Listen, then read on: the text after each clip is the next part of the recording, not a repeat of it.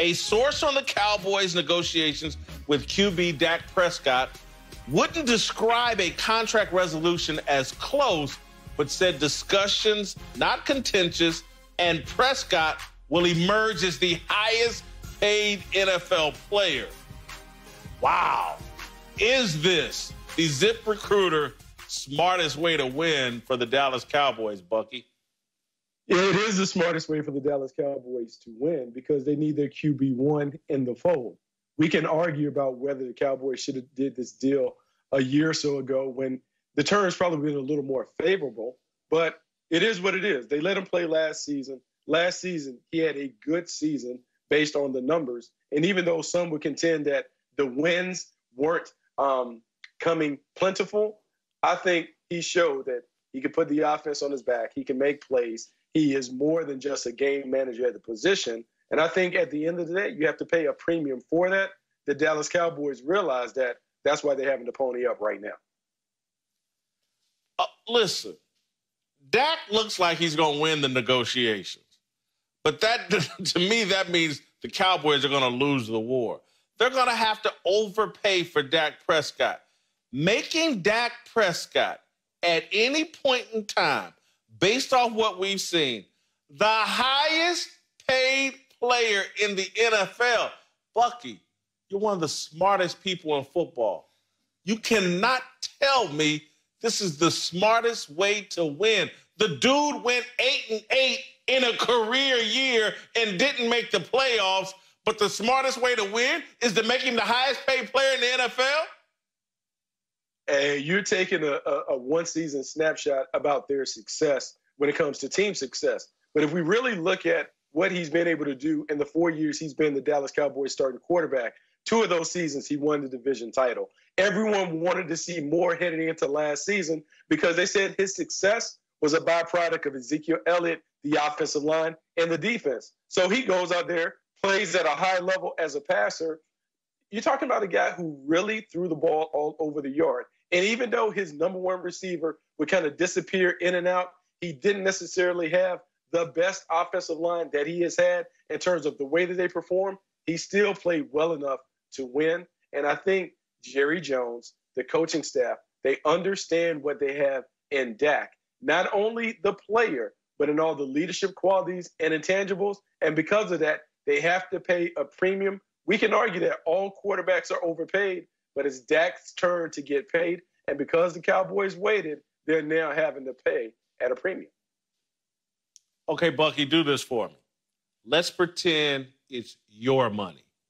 And you have a choice between making Dak the highest paid player in the NFL or sticking the franchise tag on him and letting him go out there and prove it to you one more time that he's worth one of these $35, $36 million a year contracts.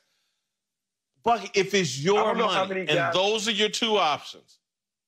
I don't know how many guys are worth $35+ million, but I'm going to put my money on Dak Prescott because the trust factor. I can trust Dak Prescott. Dak Prescott has not only been a solid player for us on the field, but he's been a model citizen. Solid. He's exemplified everything that you want from the franchise quarterback. Leadership, the way that he has been able to handle the things that have popped up with the Dallas Cowboys over the last 4 years. I trust that Dak Prescott is going to be a great worker. He's going to be a great performer, and he is going to do the things that we expect the QB1 to do. I believe that we will see Dak Prescott ascend, much like we saw Russell Wilson ascend when he got his opportunity to run the Seahawks as the unquestioned leader of the squad. All right, Bucky, you used to play for the Kansas City Chiefs. That's where we actually met. And so I would assume, based off of what you just are arguing for a solid NFL player, as you described him, that Clark Hunt should just sign over the Kansas City Chiefs franchise to Patrick Mahomes based off of if a solid player is worth being the highest paid player in the league, certainly Patrick Mahomes should own a significant stake in the Kansas City Chiefs. Absolutely. Patrick Mahomes should get paid. But let's make the argument just based off of Dak Prescott's draft classmates, Carson Wentz and Jared Goff. When those contracts came in last year at $32, $33 million. When the Cowboys waited, you knew that when you add on inflation and the cost of doing business, the contract had to come in at about $35 million.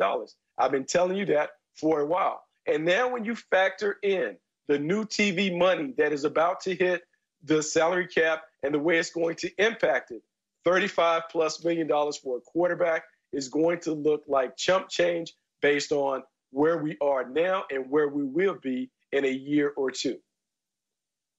All right, I'm going to move on. I just want to add quickly, you got about 40 seconds. I want you to tell me, does Kyle Allen, in your mind, really have a chance to be the starting quarterback in Washington over Dwayne Haskins?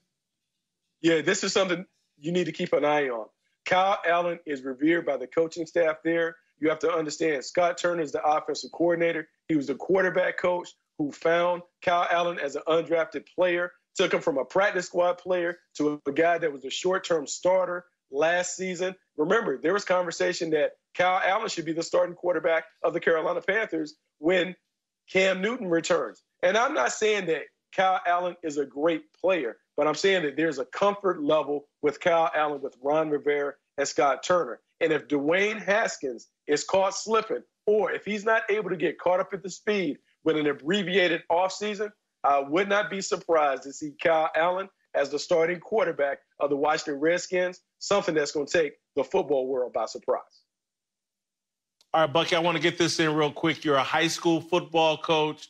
How do you think the sports world will be different on the other side of the coronavirus pandemic? I think there'd be a greater appreciation for football. I think so many people lost their final seasons, particularly high school seniors in the spring, that there will be a greater respect and appreciation for being able to play team sports.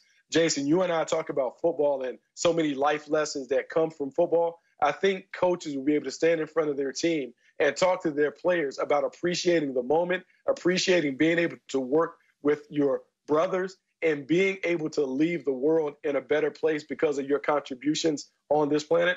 I think football and sports will benefit from what we have learned from this virus and the fallout from it. Bucky, great job. Thank you very much. All right, don't go anywhere. Thanks for watching. Subscribe here to get the latest from the show. And be sure to check out more of the best clips from Speak For Yourself, or go watch a few segments from our other shows on FS1.